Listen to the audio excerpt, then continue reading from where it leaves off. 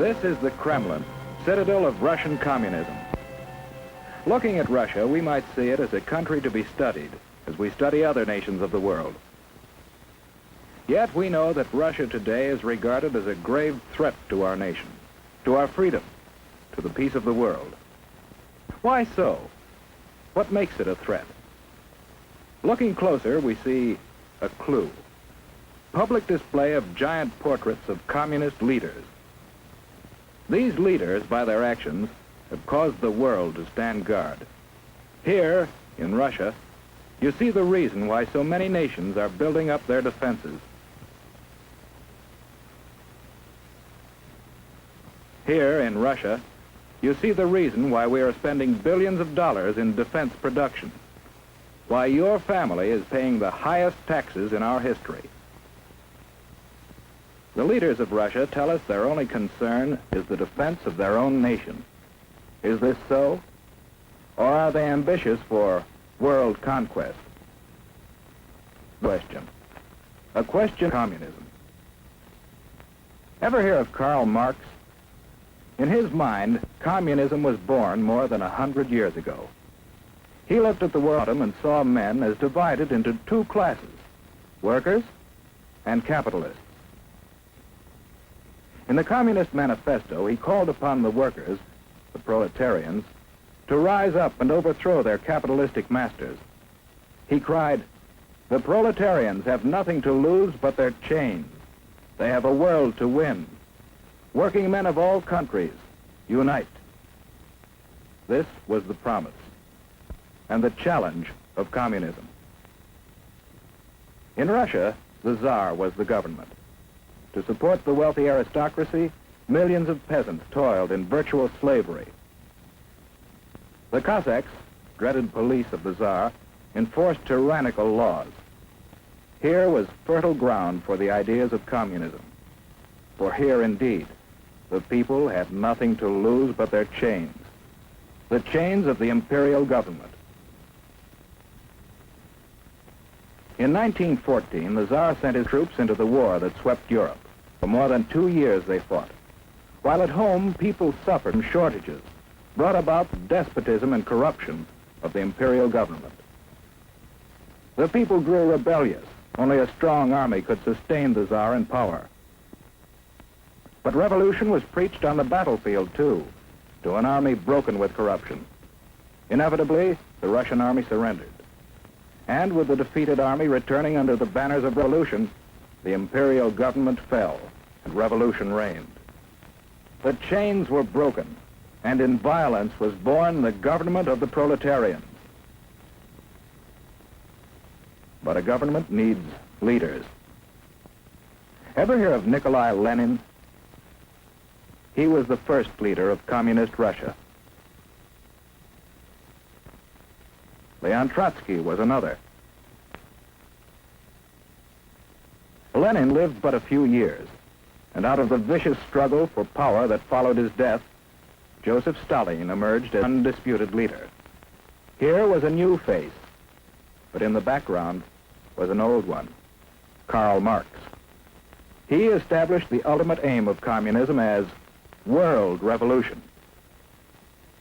And the rulers of communist Russia, while firmly establishing their authority at home, created an international organization to stir up revolution throughout the world. Communism was on the march. Stalin was in the Kremlin. But what of the people? The proletarians who had fought to win a new world. Their new world might look promising, but although the land had been taken away from the capitalists, the workers didn't get it. Under communism, virtually everything belongs to the state. The individual has little right to own property or to plan his own life. He's told where to work with his employer. Little freedom to leave his job or seek a better one. Whereas we believe, and our religions teach, that the individual is all important, communism denies religion and debases the individual to a part of the vast machine that powers the state. Children are taken early and molded to fit the machine. Here is no search for truth, The government writes the textbooks, and the children are taught to accept communism and their fate without question. The Kremlin runs all elections, and the outcome is always the same. If anyone dares to disagree, he's given a speedy trial without benefit of jury.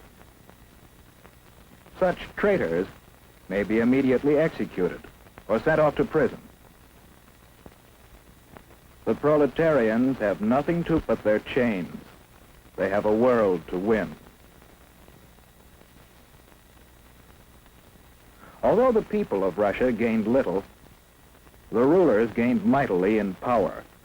They built up a giant war machine, looking forward to the day when their flag would fly over the entire world. Then came the rise of Nazi Germany, another power bent on world conquest. The two nations joined forces, and Russia, believing itself safe from aggression, launched an invasion of Finland and other neighboring nations. For the first time, the world learned that the communists were no longer waiting for world revolution, but were now resorting to outright military aggression to extend their power. After the Nazis turned on their former allies, we supplied Russia with immense quantities of military equipment to wage war against our common foe. And how did Russia come out of the war? In 1917, at the time of the revolution, Russia was already a land of vast area. Soon after the end of World War II, Russia had occupied many new territories, bringing additional millions of people under communist control, and serving notice that Soviet Russia was now a world power to be reckoned with. United with Russia in war, we strove to preserve that unity in peace. We helped organize the United Nations, in which the nations of the world have mutually pledged to cooperate in fostering world peace and progress. Andrei Gromyko signed for Russia. But in the first post-war Italian elections, the communists created disorder in an attempt to gain control of the government. Once more, the world was reminded that basic in the idea of communism is the plan of world revolution, and that Russian communism has stepped beyond that plan to achieve world domination through aggression. In Indochina and Malaya, communist aggression has incited rebellion against established government. In France, communist aggression has fomented strikes against essential industries in attempts to discredit the free government. In Iran, the communists have incited rioting and have preached hatred and distrust of the Western nations. In Eastern Germany, they have openly opposed the West. In China, the communists have established their own puppet government. In Korea, communist aggression has come into actual combat with forces of the United Nations. And with the most deadly of all weapons available to the Russians, no peoples in the world can feel secure against this aggression.